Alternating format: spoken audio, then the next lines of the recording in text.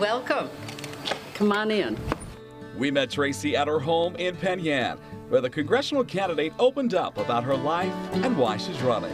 Well, I was born in Rochester, in the city, where I lived my entire young life over in the 19th Ward by the airport. Her father opening a restaurant with his 4 brothers after serving our nation in war.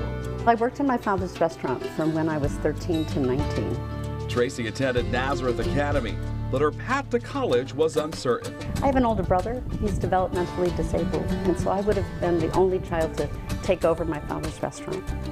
And so it was a decision to make whether I was going to stay doing that or go to college. With her parents' support, Tracy went to college, the University of Rochester, then on to Binghamton University to get a PhD in American history, and eventually law school at Cornell University, all while raising 2 children with their dad. So I've had a lot of education, for which I'm very grateful, but I think the best education I had was in my father's restaurant. After spending time working on neglect and custody cases in Ithaca, Tracy took a position at Cornell to teach family and social policy. That was a wonderful preparation for running for Congress. All of the issues I used to teach, health care, daycare, Family Medical Leave Act, living wage. These are all the issues we're still dealing with today.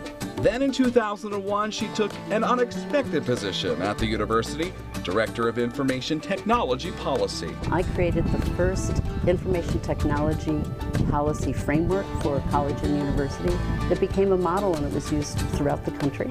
In 2014, Tracy retired, starting her own consulting company, working on information technology policy with clients like the New York Public Library and University of Massachusetts. It wasn't until 2016 when Tracy says she decided to enter into politics after reported interference in our presidential election.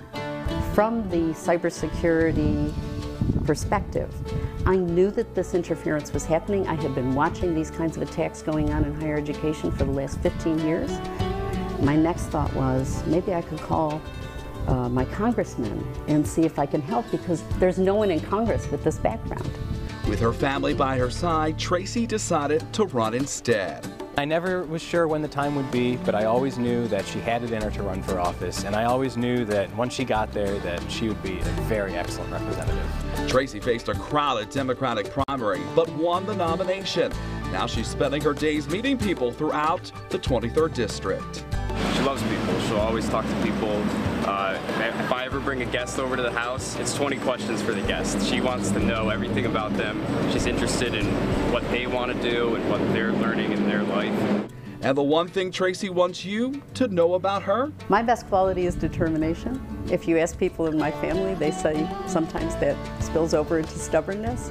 But I'm absolutely determined to see this district get what it deserves. I'm happy to pay my taxes. I think most people are willing to pay taxes, but they want to see the return on it. It shouldn't be money going to the super rich. It should be coming back to the people in this district.